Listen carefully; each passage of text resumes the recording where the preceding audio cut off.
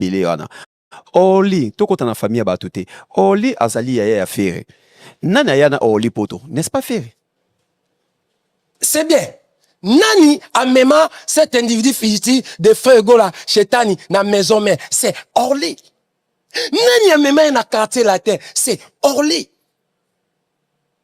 voilà c'est simple yo siko ozana rapport ni na famille Gola non Orly aza massa na ngai ngana edaka Orly na ba projet oyo azalaka nango eza prochaine soki cet individu fugitif de mon collègue l'artiste c'était frère Gola Chetani leki ngana za na commission ndenge to sola na Orly ozongo te keza esa association mo ya kindoki obo souhaiter muta kufa po bozo ba bien na ye ozongo te eza kindoki obo sala soki eza vraiment kamozolo ba bosaka ngona Orly mais la lobby hein tant yo za ndeko na nga ozozwa ozo aider famille c'est un délit familial donc ça yo hein yo za simu ko Chetani rolala Thierry Gola babu ko mapango wana déjà likuta lobi mikolo déjà zo temela Thierry faut pese ayebise babu ko mapango za combien voilà parce que moni David Mombele Chetani aza motemba mabe osana bambongo olia loba elo mo lobi na capital bi mokonzi na famille Gola ngam nazaki grand chanteur Bo grand chanteur pourquoi il m'a nzembo bonyoso ebimisa Chetani ba nidembo ba nzembo na ngai ani dembo ezaka ya Orly ya Orly bo pourquoi yemwa yemba ngote kasi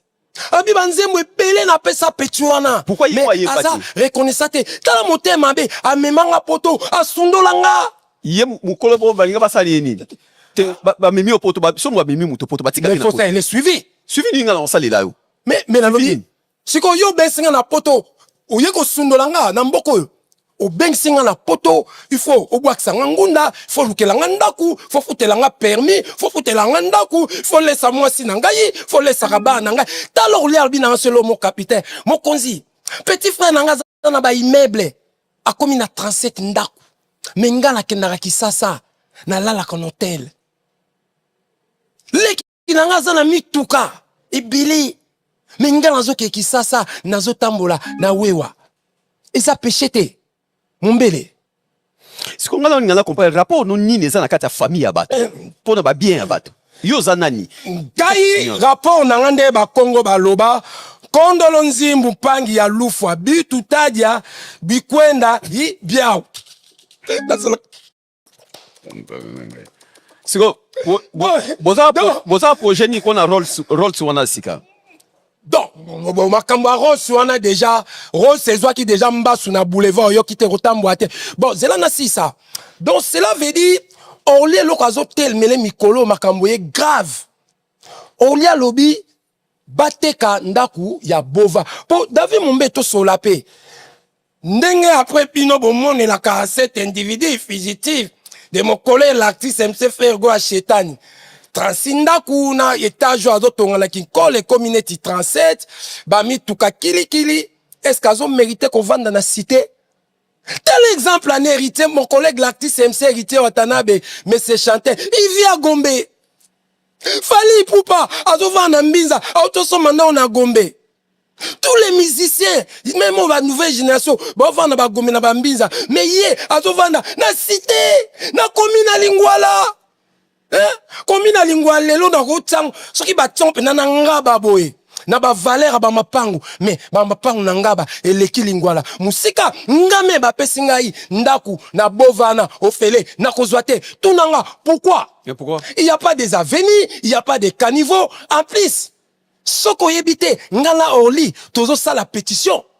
na l'état to voter pour ba buka ba démolir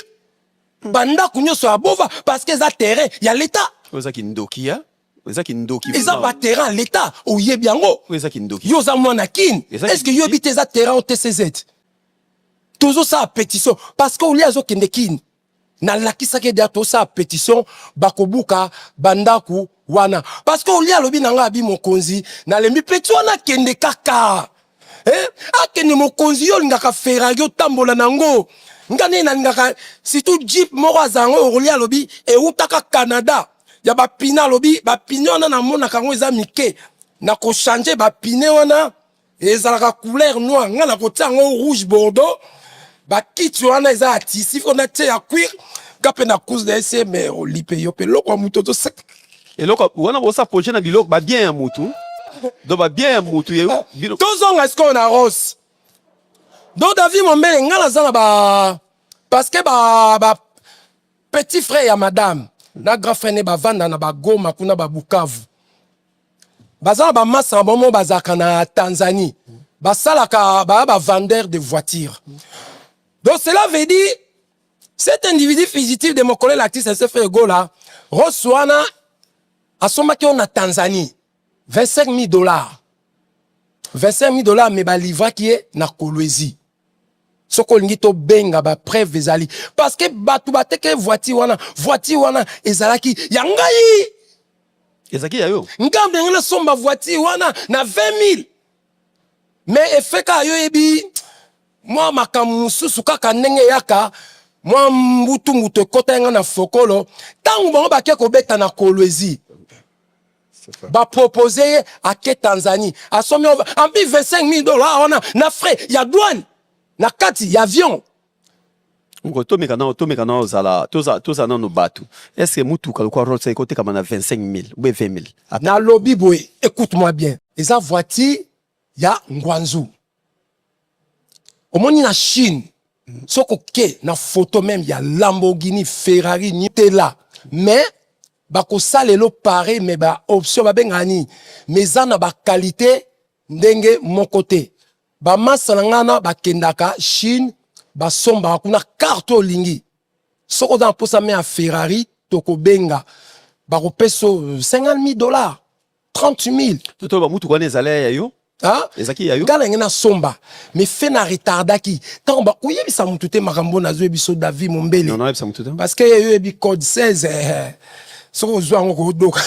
kodoka ta ozo ba ke code 16 pourquoi ozo lo ba bio ah ba de tout ça ba code 16 ba zala raté de toutes les façons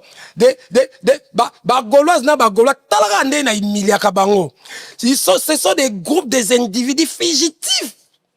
des associations de malfaiteurs bande organisée à réunion yaba kabesa fudidu yaba mamaluku kabesa grande merde de langa de toutes les façons pe bazala raté même pe ba wario pe bazala raté même ba spiritas bazala raté bo wana bazala na musique encore c'est déjà des réseaux sociaux nazo yebisa yo kokota ba chumate tous les groupes wana ça existe pas c'est déjà dans les réseaux sociaux bato badoka mitu mibalite basite kaka netene ko pesa na bonariété bazate donc ba Francis menyo so bazala raté mais na no bien est-ce que bango tuana bazana ba moyena possibilité ya ko futa batu nyoso to benga ka ba wario ba gaulois ba spiritas est-ce qu'ils ont des moyens bana l'arté même na bango ba mission na pesi devoir na lakisi ba papier ba terrain ba papier ka ba certificat ka dasa mapangu nanga ba mikanda na laksi bango na ba sapé na pesi bango devoir parce que mapangu déjà na yebisa yo pona mapangu na yebisa ki yo 36 mais abakisi moko azotonga na kinko les 37 donc na yebisa de na mapangu déjà soki akei bon li famille bakozwa 30 bana bakozwa 6 wana sou bana soki bateki baroli bakozwa 25% moi nous akotia tembe badoxier voilà en plus ce qui est plus important orli azo réclamer le pang na bango ya bova parce que le pang wana terrain wana eza terrain ya TCZ na RTNC tango bazoteka ba terrain wana maman Marie que je dois dire respect maman Abastar maman Marie mutasombaka terrain wana mais cet individu koyebisa mutute David Mombele mamnazo s'il vous plaît parce que soko lobby les groupes des individus fugitifs en bande organisée à réunion on a lobaka yabaka besa fudidu yaba maluku ya merde de langa yaba gauloise na ba gaulois soki bayoki bakoya ko utiliser nga code 16 donc soko zi code 16 odo mais la c'est des réseaux sexuels na bien il vient en parler non mais biso kamwa yoka na yango yo bayebisa ma moto omoni na vie loba na soki moto azoloba il faut yoka maman ya cet individu fugitif de fait egola ye moto asombaka terrain wana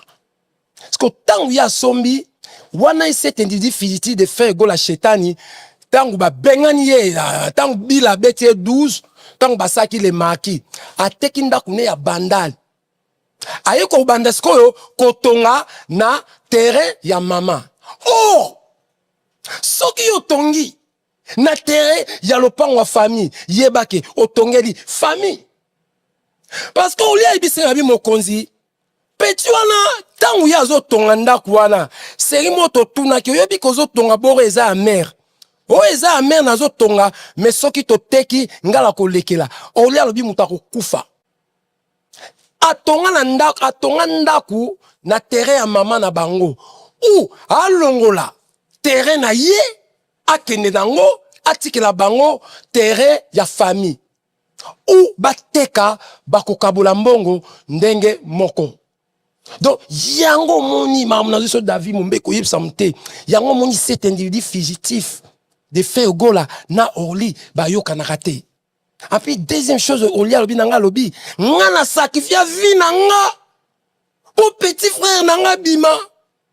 ngam na meme na mewenge muzika maison me ngam na kotsaye na quartier la te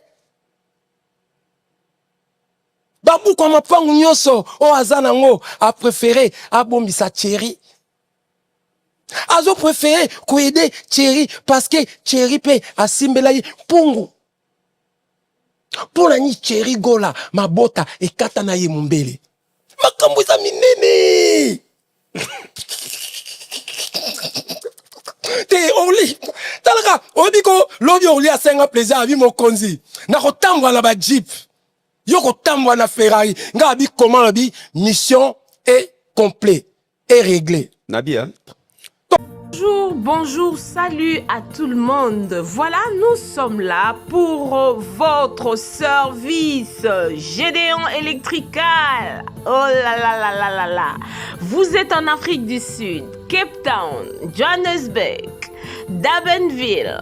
Pretoria. En tout cas, contactez-nous. Le service sera bien fait.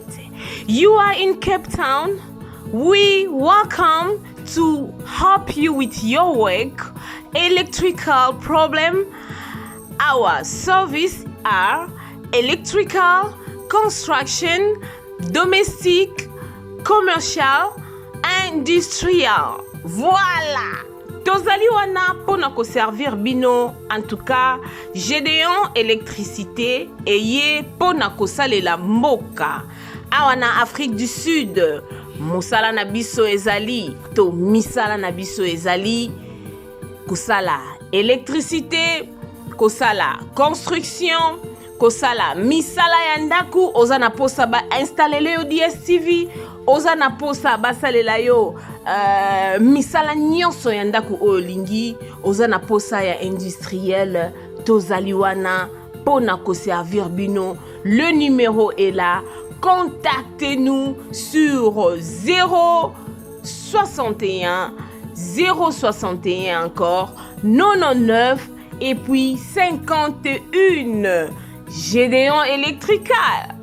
le service pour le peuple. One call, just one call, we will be there to serve you guys. Notre service est tellement bon que vous n'allez même pas y croire. Le Gmail c'est gedeonelectrical@gmail.com. C'est ça notre email adresse. Si vous voulez nous contacter par email, si vous voulez avoir beaucoup plus d'informations, n'importe quel genre de travail que vous voulez que Gédéon Electrical Service puisse faire pour vous, contactez-nous sur 061 061 99 et 51. Merci beaucoup et nous vous souhaitons de bienvenue. Nous sommes là pour votre service. Que Dieu vous bénisse abondamment. Voilà, c'était là, moi votre humble servante, Mama B52, la mignonne officielle. Et à la fin, vous allez voir M. Gédéon qui est là. Voilà, il est là. Hello, bonjour, bonsoir, ça dépend de l'air oyo au moins de vidéo oyo. Vraiment, shalom, shalom, shalom dans nos familles, dans nos maisons là, hein? Shalom. Mon nom c'est Pacifique. J'aime bien qu'on m'appelle Maman Pacifique. Je ne suis pas là pour ça, je suis là pour demander mes mingaya, trienen, produit moko, hasard, produit à compagnie Neolife. Comme on est triennel, tous en a qui est nango, ça soit, ils ont 60 capsules na kati, tous en a mnini nango, ils ont 120 capsules na kati. Triennel na sala ami. Premièrement, triennel yo, ils ont pour nous sur famille là, à tous en bonne santé et aux malades, pour qui consommer triennel. Triennel a produit oyo, ayeko booster ba immune system na biso, ba système immunitaire na biso ayeko booster yango et triennel penza ya liboso kutu ayena kosokoela biso ba cellule na biso na nzoto mon ba cellule soko ekufi ba cellule soko ezwi malade nde sala ke tozwa malade ba maladie chronique ezotungisa lelo mokili ekufaka ndenge nini ekufaka na biloko tolia ba engrais chimique tonzi na kati ya ba biloko tozolia batiaka bakisa ndenge na misuni batiaka bakisi esalaka ebomba misuni na bango ntan molai na bafruit bavege biloko nyonso tozolia etondi na bakisi na kati ye sikoyo aye ntango tozolia biloko wana ebomeli biso baselile na sante na biso nde esalami keno tokoma ozwa maladi oyo tozwi ekomi lelo nyonso akoma bamaladi batension basikre banini bamaladi mena ye ayaka kolesa baselile na biso soki selile no alie azongi en vie soki akufaki azongi selile ezongi en vie soki alaki akobela komi en bonne santé nde mpe osaki nga na yo tozala mpe en bonne santé. Alors lokwa toliaka chaque jour il faut mpe tomelaka ye aye kosala mosala nazoloba sikoyo et à part ça aye mpe à part ça asokolaka mpe makila asokolela biso makila tant tomele makila na biso esokwami baselile na biso akoma bonne santé comme maintenant selile akoma maintenant na capacité ya koabsorber ba nutrition ma nutrition il faut ngana yo totiaka chaque jour l'autre comme oliaka pour mabomo etonda tokipa sute biloko ni eza bien nutri to tokipa ngo susute maintenant ye ayeko bakisa so ba nutrition tozanga na nzoto ya odo zanga ngo chaque jour ayepe abakiseli yo donc triennel ndenga zaboye to ozobela te ozobela maladi nyonso santé oza nango sale tosalela triennel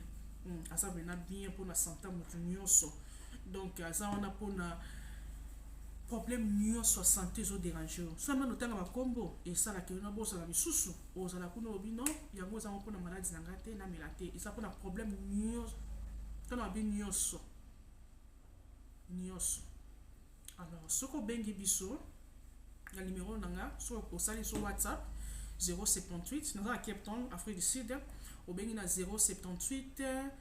948 648 D okozwanga na WhatsApp osali nga message to voice expliquer nga maladi nyo zango na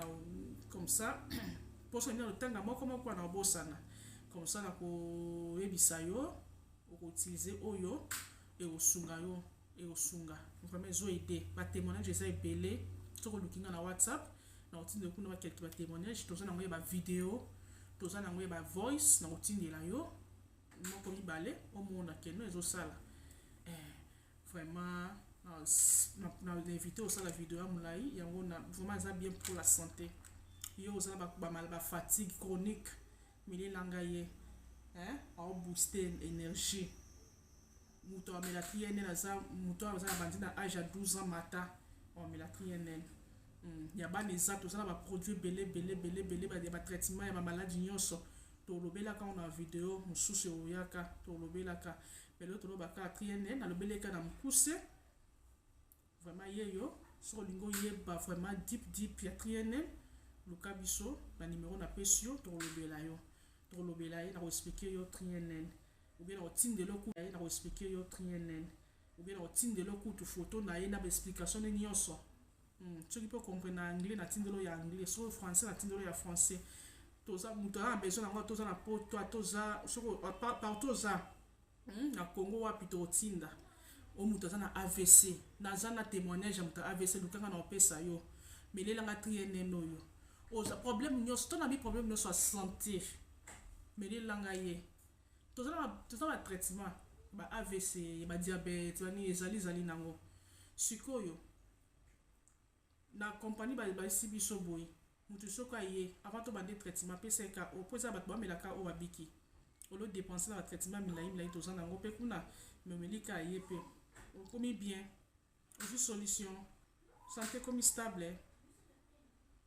donc c'est un peu ça na mokusi na ngana bisabino to utiliser ye yo oliaka chaque jour ngana to oliaka chaque jour to melaye yeyo trienen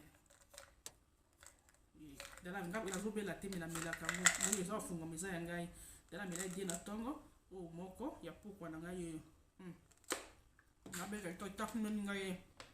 nabela te mais c'est la rikani na sino ke nazobela te mutu nyonso amela abon attendez sali soki ozwi ngai soki omoni ke no oluza biso mpe facilement ataka na chaîne oyo otalela biso yo soki oluki biso ozwa biso facilement baproduit atrier toza na produit Neolife wasila so baproduit naturel baproduit eza baproduit naturel eza bio vraiment baproduit eza teme ebele lukanga mpona maladi nyonso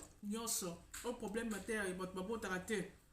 o problème ya libido koto ya papa o problème nyonso maladie nyonso asthme maladie nyonso diabète moto na sida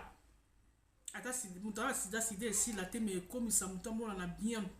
santé kitoko na miso ya bato suki kitoko mamoso kitoko toza na kisa bongo o moni neti ye soki omele pe bamama balingana bango tioko te bamama balingana tioko te lokola mama Pacifique soki ozomela ye akomisa te na yo kitoko lokola ya babebe babouton ezala te azosilisa babouton aokomisa te kitoko o nzoto santé ekangami yoka su monene te ozolia ozomela no ozamo mpe bien mais santé nzoto akomisa santé ngebu azobongisa mpe kisotaka ntango kati ne sokwami kitoko si bota libanda fo ebima ti pesa makambo trienen solution luka biso partout na numéro na pesi bino to na chaîne otalela biso soso otala biso na TikTok na YouTube partout place au monde lishe okutani na oyo